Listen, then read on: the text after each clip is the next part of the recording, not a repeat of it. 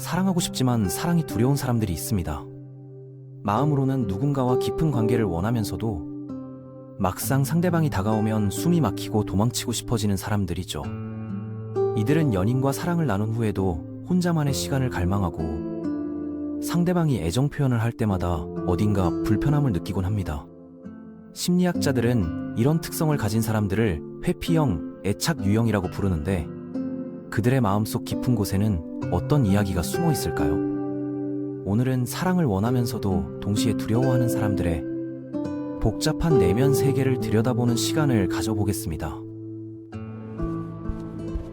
애착 이론 전문가들이 만들어낸 회피형이라는 용어는 친밀한 관계에서 깊은 어려움을 겪는 사람들을 설명하기 위해서 탄생했습니다. 이런 성향을 가진 분들은 근본적으로는 다른 사람들과 가까워지고 싶어 하지만 실제로 누군가와 너무 가까워지면 마치 좁은 공간에 갇힌 듯한 답답함과 메스꺼움을 경험하게 됩니다. 마치 사랑이라는 감정이 달콤한 독처럼 느껴지는 거죠. 사실 이들이 경험하는 감정은 생각보다 훨씬 복잡하고 섬세합니다. 겉으로 보기에는 냉정하고 무관심해 보일 수 있지만 내면에서는 끊임없는 갈등과 혼란이 일어나고 있는 경우가 대부분입니다. 연인과 함께 있을 때는 행복하면서도 동시에 불안해하고 떨어져 있을 때는 그리워하면서도 안도감을 느끼는 모순적인 상황에 놓여 있습니다. 이런 내적 갈등은 그들 자신도 완전히 이해하기 어려운 경우가 많아서 자신을 더욱 혼란스럽게 만들기도 합니다. 이들의 행동 패턴을 살펴보면 참 흥미롭습니다. 연인과 친밀한 시간을 보낸 후에는 어김없이 혼자만의 공간에서 잠들고 싶어 하죠. 주말 계획을 세울 때도 파트너와 함께하는 시간보다는 개인적인 활동을 우선시하는 경우가 많습니다. 상대방이 평소보다 많은 애정을 표현하거나 관계가 더 깊어질 기미가 보이면 마치 자동 방어 시스템이 작동하듯 차갑고 냉담한 모습을 보이게 됩니다. 더 놀라운 것은 자신도 모르게 다른 사람에게 관심이 옮겨가는 일이 마치 당연한 일처럼 반복된다는 점입니다. 예를 들어 연인이 사랑해 라고 말했을 때 자연스럽게 나도 라고 대답하는 대신 어색함을 느끼며 주제를 돌리려고 할 수 있습니다. 또는 둘만의 로맨틱한 저녁 식사 자리에서 갑자기 업무 이야기나 다른 주제로 화제를 돌리려고 시도하기도 하죠.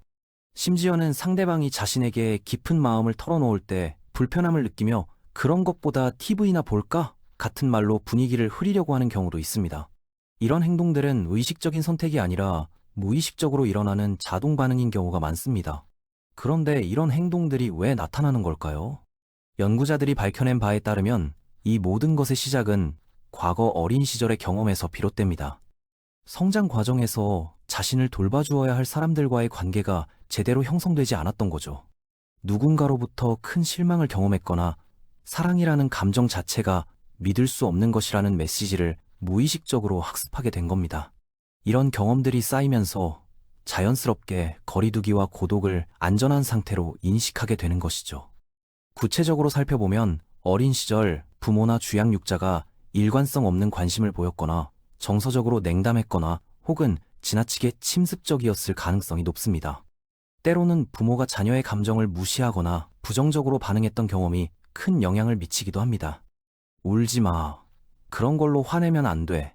혼자서도 잘해야지 같은 메시지를 반복적으로 들으며 자란 아이들은 자연스럽게 감정적 독립성을 과도하게 발달시키게 됩니다. 또한 부모의 이혼이나 별거, 죽음과 같은 상실 경험도 중요한 원인이 될 수 있습니다. 흥미롭게도 이런 분들은 사랑과 관계를 제외한 다른 삶의 영역에서는 매우 뛰어난 능력을 발휘하는 경우가 많습니다. 업무나 학업, 취미 활동에서는 누구보다도 훌륭한 성과를 보이죠. 하지만 유독 연애와 친밀한 관계에서만큼은 마치 처음 배우는 외국어처럼 어색하고 어려움을 느끼게 됩니다.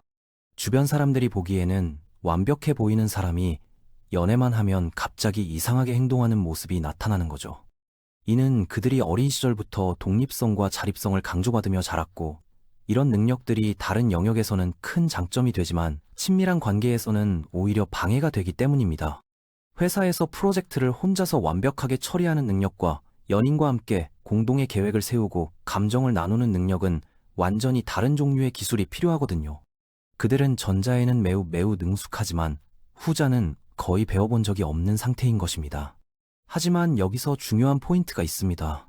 무의식적으로 회피 행동을 반복하는 것과 자신의 이런 패턴을 정확히 인식하면서도 그 충동에 이끌리는 것 사이에는 엄청난 차이가 있다는 점입니다.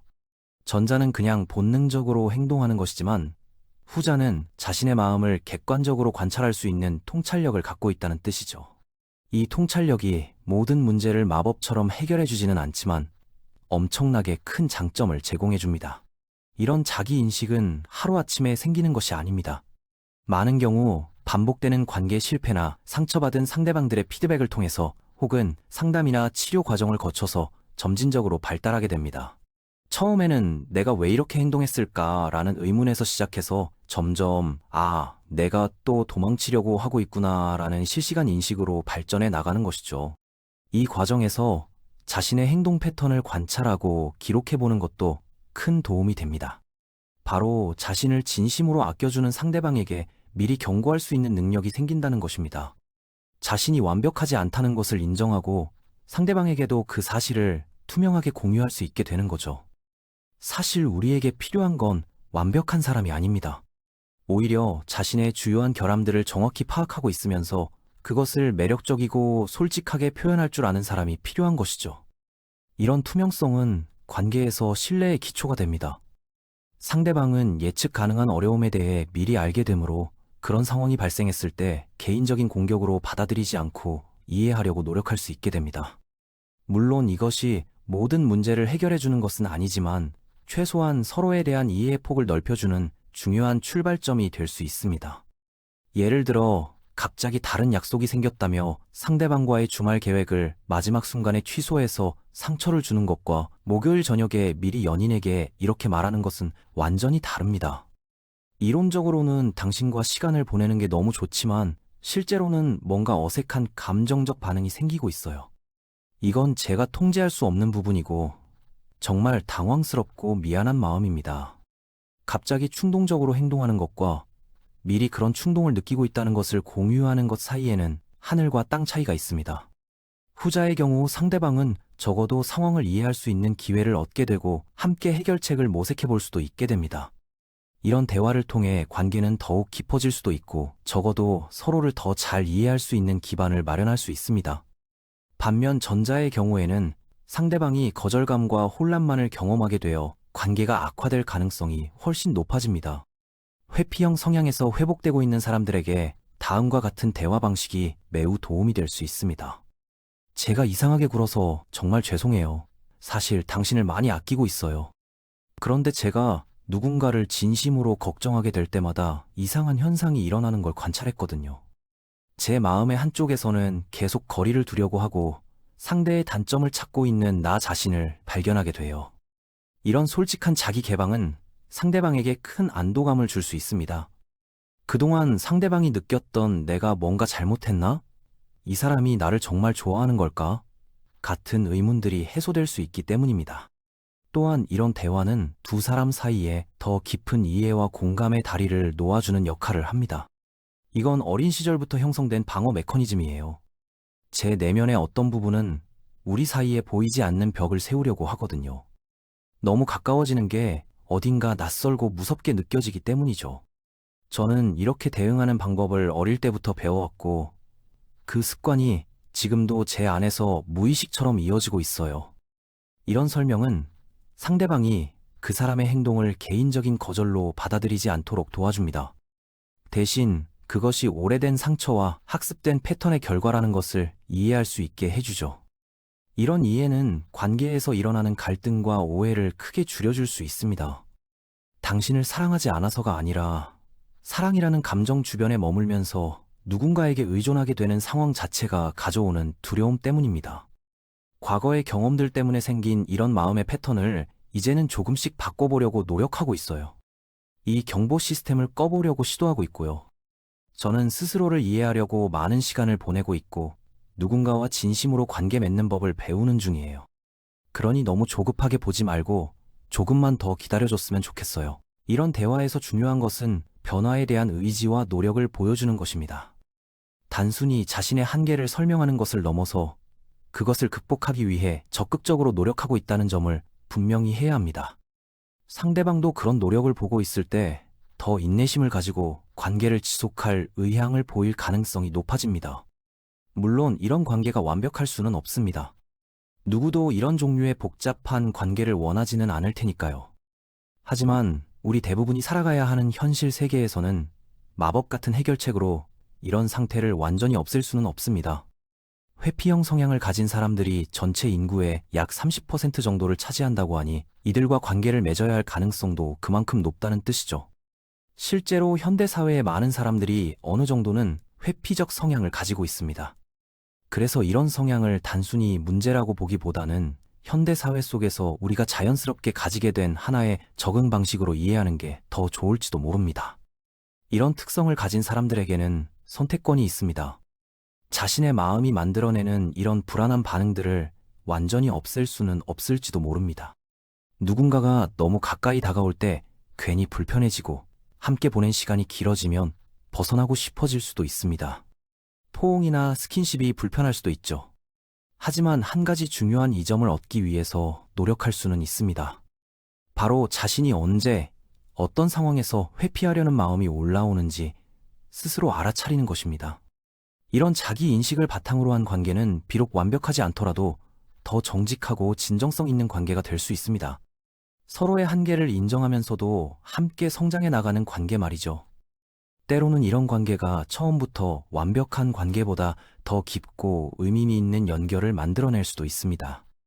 그들은 자신을 의지하고 있는 상대방에게 자신의 예측 가능한 이상 행동들에 대한 상세한 안내서를 제공해 줄 수 있습니다. 더 나아가서 성숙함을 발휘해서 사랑이 여전히 너무 어렵고 무섭긴 하지만 예전보다는 조금 덜 그럴 수도 있다고 말할 수 있게 되는 거죠.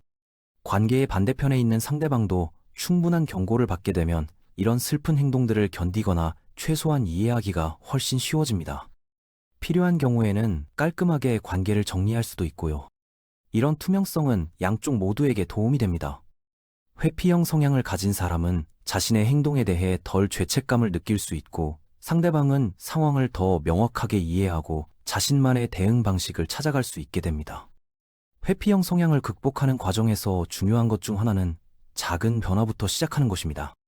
갑자기 완전히 다른 사람이 되려고 시도하기보다는 일주일에 한 번씩 상대방과 감정적인 대화를 나누어 보거나 평소보다 조금 더 오래 포옹을 해보는 것부터 시작할 수 있습니다. 이런 작은 실험들을 통해 점진적으로 친밀감에 대한 내성을 늘려갈 수 있죠.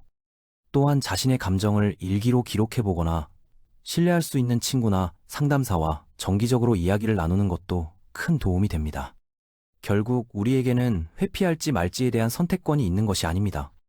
오히려 이런 복잡함을 관계의 안으로 투명하게 초대할 것인지 아니면 부끄러움이나 신비주의 속에 숨겨둘 것인지에 대한 선택권이 있는 것이죠. 전자는 회복 중인 회피형 사람들이 사랑의 기쁨과 두려움을 함께 감내하며 진정한 관계의 방식을 배워가는 소중한 길입니다. 이 길은 쉽지 않지만 가장 정직하고 진심 어린 관계로 이어질 수 있는 가능성을 품고 있습니다.